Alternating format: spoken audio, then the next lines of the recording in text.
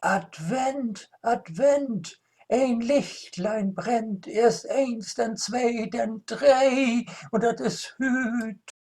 Platt, platt, platter Advent. Jo, liebe Lüt, hüt is wieder Adventsdag. Und zwar der dritte Advent.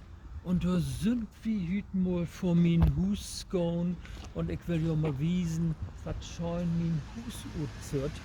Und da habe ich auch ein lüttes Gedicht mitgebracht. Wie täuft mir ab, dass der Wogen weg ist.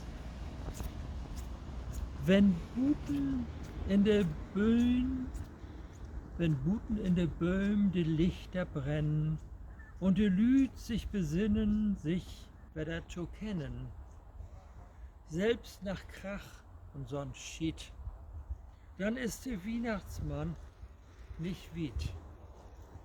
Jo, liebe Lüd, kickt euch mein Hus an und ich sag jo, das ist schon so gemütlich und so einen gemütlichen dritten Advent wünsche ich dir auch. Und mogt das gut. Tschüss, holt your Steve.